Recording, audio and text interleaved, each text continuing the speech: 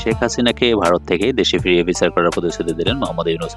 অন্তর্বর্তী সরকারের ১০০ দিন উপলক্ষে এই দিন জাতির উদ্দেশ্যে ভাষণে প্রধান উপদেষ্টা ডক্টর ইউনূস বলেন, শুধু জুলাই আগস্ট হত্যাকাণ্ড নয়, ১৫ বছরের সব অপকর্মের বিচার করা হবে। এই ১৫ বছর যিনি শান্তিতে কাউকে ঘুমাতে দেননি, জেলখানা সবার জন্য একটু ধার্য হয়ে গিয়েছিল, তাদের বিরোধী পক্ষ যারা ছিল তাদেরকে একটি চাপের মধ্যে রেখেছিল, সেই বিষয়ে তিনি কথা বলেন। শান্তিতে নবলজয়ী এই অর্থনীতিবিদ দাবি করেছেন, মাত্র ১০০ দিনেই দেশের অর্থনীতির নিম্নমুখী গতিকে নিয়ন্ত্রণ করে উন্নতির পথে আনতে পেরেছেন। ইউনূস বলেন, আমরা যখন কাজ শুরু করি দেশের অর্থনীতি ছিল বিপর্যস্ত, অর্থনীতি ছিল ধ্বংসের মুখে। সেই ধ্বংসের মুখ থেকে বৈদেশিক রিজার্ভ ছিল একদম ত্বরান্বিতে। আসার কথা এই রিজার্ভ পরিস্থিতি এখন উন্নতির পথে। গত ৩ মাসে রিজার্ভে কোনো রকম হাত না দিয়ে আমরা $২০০ কোটি বৈদেশিক ঋণ করেছি। জ্বালানি তেল আমদানির পুঞ্জীভূত বকেয়ার পরিমাণ $৪৭.৮ কোটি থেকে কমিয়ে $১৬ কোটি রাখতে পেরেছি। এদিন ইউনূসের ভাষণে গোড়াতেই জুলাই আগস্টের শহীদদের পাশাপাশি মুক্তিযুদ্ধের লাখো লাখো শহীদকে স্মরণ করা হয়। সম্প্রতি একটি গণমাধ্যমকে দেওয়া সাক্ষাৎকারে তিনি কথা বলেন, বাংলাদেশের ছাত্ররা একটি কম্পিউটারের মতো কাজ করেছে, বাংলাদেশকে একটি রিসেট বোতামে চেপে দিয়েছেন, ফলে অতীতের সবকিছুই মুছে গিয়েছে।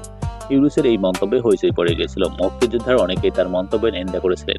মুক্তিযুদ্ধের অতীত মুছে ফেলার ইউনূসের লক্ষ্য, কিন্তু ৩০ লক্ষ মানুষের প্রাণদানের বিনিময়ে বাংলাদেশের স্বাধীনতা অর্জনের ইতিহাসকে মোছা যাবে না।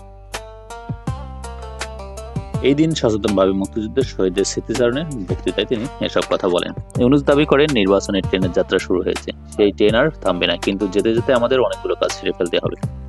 এই ট্রেন স্টেশন কখন পৌঁছাবে সেটা নির্ভর করবে তাড়াতাড়ি। আমরা এর জন্য প্রতিটি রাজনৈতিক দলগুলোর ঐক্যমত প্রয়োজন, এবং এই নির্বাচনী ব্যবস্থা বাংলাদেশে যাতে চিরকাল থাকে সে ব্যবস্থায় তিনি করে যাবেন। তবে ডক্টর ইউনূস সরকার অ্যাটর্নি জেনারেল মনে করেন, সংবিধান সংস্কারের এখতিয়ার এই অনির্বাচিত সরকারের নেই। শনিবার তিনি প্রেস ক্লাব এবং বিভিন্ন সংবিধান অনুচ্ছেদ অনুযায়ী কথা বলেন।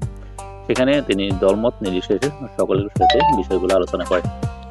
এই বিষয়গুলো আলোচনা করতে গিয়ে বাংলাদেশের সার্বিক যে পরিস্থিতি হবে সেটির উপর সকলে মিলে দলগুলোর ঐক্যমতের ভিত্তিতে দেশে নির্বাচন হতে পারে, এবং এই নির্বাচনের গোড়াপত্তন যিনি করবেন ডক্টর ইউনূস, সেই গোড়াপত্তনের পাশাপাশি এবং দেশটাকে যাতে করে সব সময় ঠিক রাখা যায়, আজ থেকে চিরকাল পর্যন্ত এই ধারায় চলে, এই অব্যাহতি তিনি পরিস্থিতি দেন। আজকে পর্যন্ত।